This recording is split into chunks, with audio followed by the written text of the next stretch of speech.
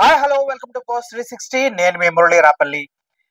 అసలు ఇది సభ్య సమాజం నిజంగా సిగ్గుతో తలదొంచుకోవాల్సిన సమయం. ఎందుకంటే రాజకీయ పార్టీ నేతలుగా ఉండి జనసేన పార్టీలో కీలక పదవుల్లో ఉండి ఇటువంటి దరిద్రమైన పనులు చేస్తూ ఒక అమాయకమైనటువంటి అమ్మాయిని లేడీస్ ని మోసం చేస్తూ తన పబ్బం గడుపుకుంటూ వాళ్ళ దగ్గర నుంచి కోటాను కోట్ల రూపాయలు తీసుకున్నాడంటూ కిరణ్ రాయల్ అనే జనసేన పార్టీ యొక్క లీడర్ పైన అభియోగాలు రావడం జరిగింది. అయితే ఇది అభియోగమా నిజమా అని మనం ఆలోచించే లోపే ఒక 3 ఆడియోలు రిలీజ్ అవడం జరిగింది. ఆ 3 ఆడియోల్లో కూడా కిరణ్ రాయల్ అనే వ్యక్తి చాలా దారుణంగా ఆ మహిళతో మాట్లాడుతూ మనం గమనించవచ్చు.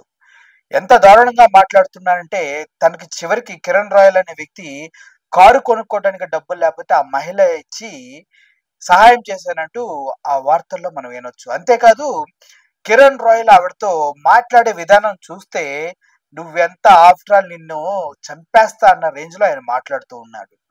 అయితే పాపం ఆ మహిళ మాత్రం నాకు అన్యాయం జరిగింది, నా దగ్గర ఎందుకు డబ్బులు తీసుకున్నావు, మరి నీ కారు కూడా నేనే డబ్బులు ఇచ్చాను, నీకు అంత చేత కానప్పుడు ఎందుకు తీసుకున్నావు అంటే నేను ఇస్తానని తీసుకున్నానా, అగ్రిమెంట్లు ఉన్నాయా అని దబాయిస్తూ ఉన్నాడు. మొత్తానికి 1.5 కోటి వరకు ఆ మహిళ దగ్గర నుంచి డబ్బులు స్వాహా చేసి ఆవిడని మోసం చేసినట్టుగా తెలుస్తూ ఉంది. ఒకసారి ఆడియోలు మీరు వినండి, మీకు అర్థమవుతుంది. నా పేరు లక్ష్మి. లైఫ్లో ఒకరు నమ్మి చాలా మోసపోయాను. 1,20,00,000 ఇచ్చాను అతనికి అప్పులు చేసి. అతను నా పిల్లల్ని చంపుతానని బెదిరించి ఎన్నో చేసి కేవలం 30 లక్షలకు నా దగ్గర బాండ్లో చెక్కులు రాయించాడు. నా దగ్గర వీడియో రికార్డ్ తీసుకున్నాడు ఇలా బెదిరించి. అన్ని ప్రూఫ్స్ ఉన్నాయి నా దగ్గర. ఇంకా నేను బతకలేను, అప్పులు ఎక్కువైపోయాయి, పిల్లలకి సమాధానం చెప్పలేకపోతున్నాను. అతను ఎవరంటే కిరణ్ రాయల్, తిరుపతి జనసేన ఇన్ఛార్జ్. నేను చనిపోయాకైనా ఆ డబ్బులు నా పిల్లలకి చెందుతాయని ఆశిస్తున్నాను. కేవలం కిరణ్ వల్లే నేను ఈరోజు చనిపోతున్నాను. ఎందుకు అమ్మాయి దగ్గర చీప్ చేసావు?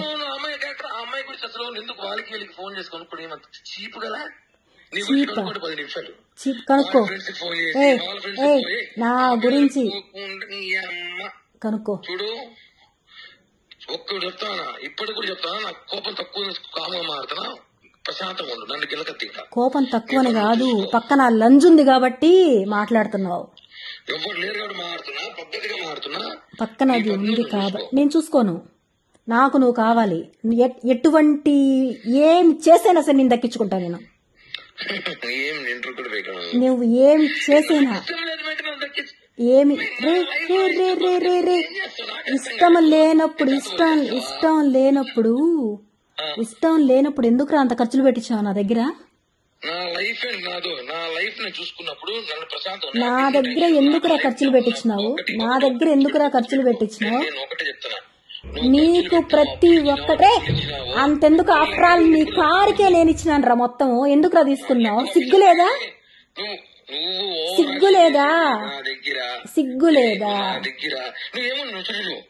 నాకు ఫోన్ చేయి. నేను ఏ రోజున మీ అమ్మకి, మీ వదినికి, మీ అన్నకి, మీ మా అమ్మకి వదినికి నువ్వు చేసుకో. నా తప్పు ఉంది అంటే రే నిలబెట్టి చంపేరా నన్ను. నా తప్పు ఉందంటే నీకు అడిగే రైట్స్ ఉన్నాయి. నన్ను నిలబెట్టి చంపే. నన్ను నువ్వెందుకు చేస్తున్నావు ఈ పని? ఎందుకు చేస్తున్నావు? ఏంది నాకు చెప్పాల్సిన అవసరం నీకు ఉంది కిరణ్. 100కి 100% ఉంది.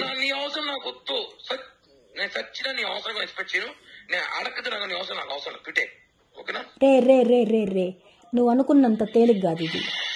నీ లైఫ్ లో చాలా మంది వచ్చేళ్ళు ఉండొచ్చు, అందరిలాగా కాదు. నేను అందరిలాగా నేను కాదు, నేను వేరు. ప్రాణంగా ప్రేమించా. ఇంకా ఏం చెప్పలా? మాట్లాడాలి దాంతో. నేను ఇంకా లేదు, నేను దాంతోనే తేల్చుకోవాలి. తెలుసుకుంటా. నా హెల్త్ గురించి నీకెందుకురా? ఆ హెల్త్ బాగాలేదు కాబట్టి ఇంట్లో వదిలి నేను ఏం మాట్లాడుకుంటా. నీకెందుకురా నా హెల్త్ గురించి? నేను కాసుకోండావు కదా, నేను ఎప్పుడు కూడా పోతానని కాసుకోండావు కదా, చూడు కాసుకోండావు కదా. నీ లిమిట్స్ క్రాస్ చేస్తావు. ఇప్పుడు చెప్తాను, ఫస్ట్ టైం నీ లిమిట్స్ క్రాస్ చేస్తావు. ఏం చేస్తావు? ఏం చేస్తానా? వస్తా వచ్చి మాట్లాడతా. వస్తున్నా రేపే వస్తున్నా, వెయిటింగ్. మాట్లాడతా. ఓ చిరంజీవి ఎలా చెప్తున్నా మీటింగ్ అని. చిరంజీవి డైలాగ్ కాదురా, వెయిట్ చేస్తున్నా నీకోసం. దాని కథ నీ కథ ఇద్దరు కథ తేల్చడానికి వెయిట్ చేస్తున్నారండి. సరే సరే రా రా రా. దానికి ఒకసారి ఫోన్ అవసరం చెప్పు. ఏం చెప్పు? నేను అంత మాట్లాడాలి. ఇవ్వు. అవసరం లేదు, అంత అవసరం లేదు నీతో. ఇక్కడ మాట్లాడతావా? ఇక్కడ మాట్లాడతావా? పోలీస్ స్టేషన్ లో మాట్లాడతావా? ఇక్కడ మాట్లాడతావా? పోలీస్ స్టేషన్ లో మాట్లాడతావా? పోలీస్ స్టేషన్ లో మాట్లాడతా. ఏ స్టేషన్? తిరుచానూరా, ఎంఆర్పల్లి పో. ఏమే ఎక్కడ మాట్లాడదా? అక్రమ సంబంధం పెట్టుకోండి. నేను కాదు, నేను మొగోడు. 100 మంది తిరుగుతాను. లైఫ్ నా ఇష్టము. నేనేం బెదిరిస్తున్నావు నన్ను? మాటలు హద్దు దాటుతున్నాయి. పోలీస్ స్టేషన్ ఈ రోజు చూసావేమో నువ్వు. నేను తీసా పోలీస్ స్టేషన్ విచారణ ఇప్పించబడ్డా. నేను కూడా వెయ్యిరా, మగోడవైతే వెయ్యిరా. నువ్వు వెళ్ళు, నువ్వు స్టేషన్కి వెళ్ళి నా మీద కంప్లైంట్ ఇయ్యి. ఏమే నేను వస్తా. నువ్వు వెళ్ళి కంప్లైంట్ అదే పోలీసు నాకు ఫోన్ చేయించు. నేను వస్తా. ఏ పోలీస్ స్టేషన్ వెళ్తా? స్టేట్ లో నేను వస్తా. నేను చెప్తున్నా కదా, పో పోలీస్ స్టేషన్ వెళ్ళి నీ అమ్మ బేబకి బ్లాక్ మెయిల్ చేస్తా. పొరంబోక లజ్జ, కుక్క లజ్జ. 10 మంది తెగితే పుట్టిందానా? నన్ను బ్లాక్ మెయిల్ హద్దులు మాటలకి హద్దులు. నీ అమ్మదో నువ్వు ఏ ప్రపంచంలో యాడికి హద్దులు కదా. నా ఇంటర్ గా మా ఇంటర్ కూడా పెట్టి నీ వల్ల చేసుకో. నీ అమ్మ తెంగ స్టేషన్ పోయే పూక పోయే హద్దులు. అయితే ఆ యువతి క్లియర్ గా మాట్లాడుతూ ఉంది, సిగ్గు లేదా నీకు? నా డబ్బుతో నువ్వు కారును కొనుక్కున్నావు, నన్ను నా దగ్గర అడిగి నా పరువు పోతుంది, నా స్టేటస్ పోతుంది అని కారు కొనుక్కున్నా నా దగ్గర డబ్బులు అడిగి. ఇప్పుడు వేరే దాన్ని ఉంచుకొని, తప్పుగా మాట్లాడుతున్నా క్షమించండి, ఆవిడ అన్న మాటలే చెప్తున్నాను, ఉంచుకొని నన్ను మోసం చేస్తున్నావు అంటూ ఆవిడ మాట్లాడటం జరిగింది. సో ఎంత దారుణానికి దిగజారుతారా మనుషులు డబ్బుల కోసం అని నాకు కూడా అనిపిస్తూ ఉంది. ఒక మంచి పదవిలో ఉన్నామంటే ఎదుటి వాళ్ళని మోసం చేయడానికనే అనుకుంటున్నారంతా. దట్టు ఒక లేడీ దగ్గర నుంచి 1.5 కోటి తీసుకున్న ఏం చేసుకుంటావో చేసుకో అన్న రేంజ్ లో మాట్లాడుతున్న కిరణ్ రాయల్ లాంటి వాళ్ళు బయట సమాజానికి మాత్రం పత్తిత్తులాగా, నీతికి బ్రాండ్ అంబాసిడర్ లాగా అసలు ఏం మాట్లాడతారంటే బయటకు వచ్చి అబ్బాబ్బాబ్బా ఆ రేంజ్ లో మాట్లాడుతూ ఉన్నారు. సో మీరు ఒకసారి ఆలోచించండి, ఇటువంటి వాళ్ళని మనం ఏం చేయాలి? ఆ మహిళకు న్యాయం ఎలా జరుగుతుంది? దయచేసి మీరే ఒకసారి ఆలోచించండి. ఇటువంటి వారిని పార్టీలో పెట్టుకొని ఆడవాళ్ళ జీవితాలతో ఆడుకునే వారిని మనం సమర్థిస్తూ ముందుకు తీసుకెళ్లాలా.